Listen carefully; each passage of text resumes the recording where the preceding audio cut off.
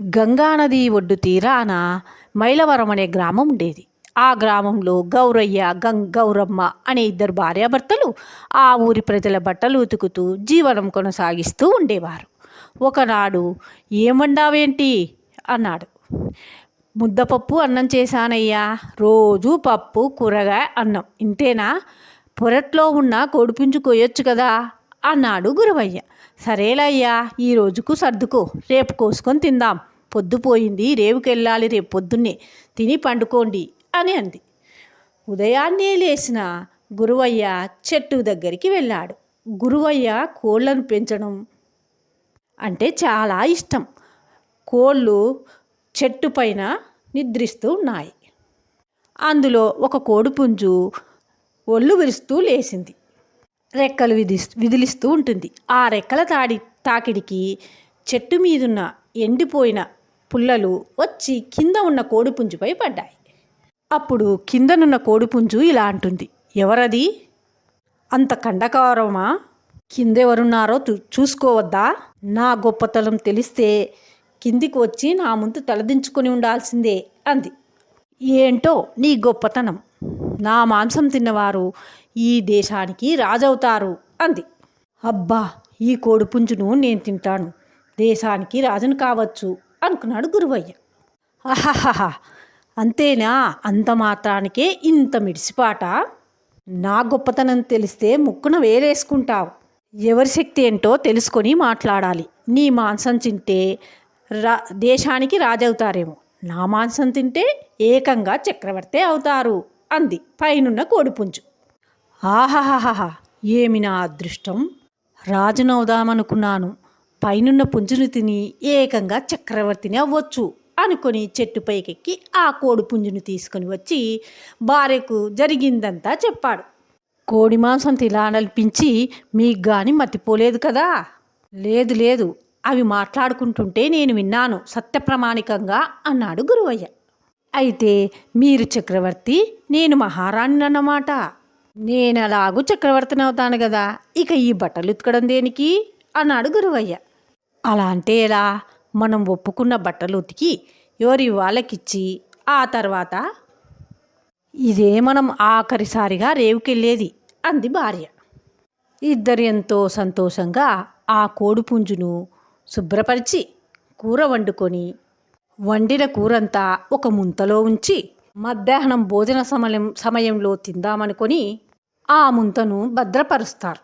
ఉతకవలసిన బట్టలను, దాచుకున్న కూరను తీసుకొని రేవుకు వెళుతారు.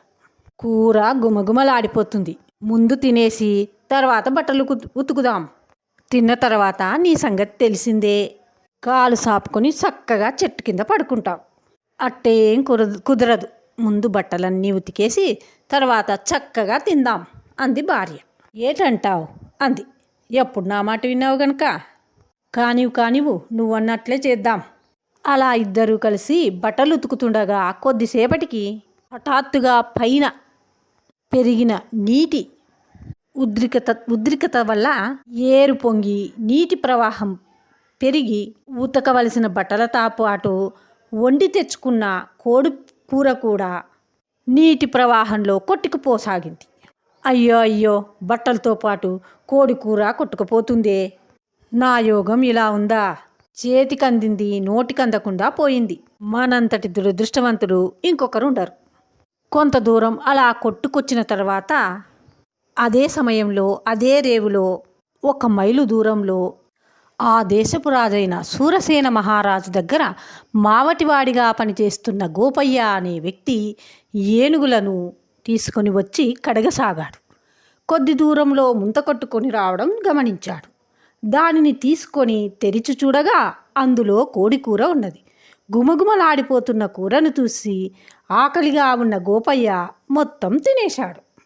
కొన్ని రోజులు గడిచిన తర్వాత మహారాజా, మన సామంతరాజైన చంద్రసేన మహారాజు మన దేశంపైకి యుద్ధానికి దండెత్తి వస్తున్నాడని వేగుల ద్వారా తెలిసింది అన్నాడు సైనికుడు.